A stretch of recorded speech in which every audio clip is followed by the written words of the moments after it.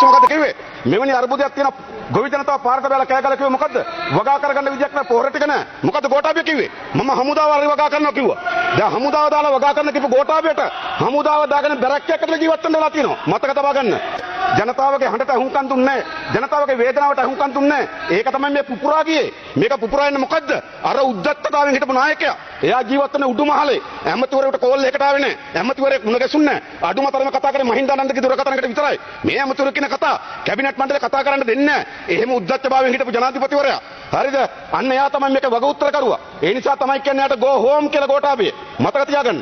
ඒ නිසා තමයි යාට යන්න කියන්නේ. ඒ නිසාද මොකද්ද කියන්නේ? ගෝඨාභය ජීවත් වෙන උඩුමහලේ. ගෝඨාභය උඩුමහලේ ජීවත් උනේ. එයාට ජීවත් වෙන්න තිබ්බා බිම් මහලේ. හැබැයි අද යාට ජීවත් වෙන්නත් කියන්නේ බිම් ගේක. අද අපි දන්නවා අපේ රටේ ජනාධිපතිවරු ඉන්නවා කියන්නේ.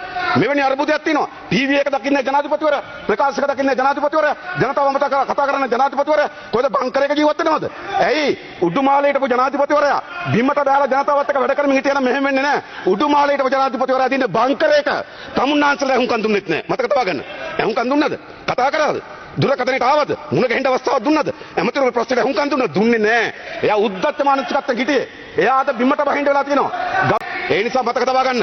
හැම දෙනාම කල්පනා කරේ තමන් වටේ ඉන්න ආරක්ෂක වලලු තමයි බලය කියලා. හැම දෙනාම කල්පනා කරේ තමන් වටේ ඉන්න කීකරු එමෙති ගෝලයේ ටික තමයි බලය කියලා. හැම දෙනාම කල්පනා කරේ පාර්ලිමේන්තුවේ තියෙන හිස් ඔලුකඩි 3න් 2 තමයි බලය කියලා. හිස් ඔලුකඩි. මේ හිස් ඔලුකඩි 32 තමයි බලය කියලා හිතුවා. නෑ බලය කියන්නේ මේ පාර්ලිමේන්තුවේ ඔලු හිස් ඔලුකඩි 150 නෙවෙයි.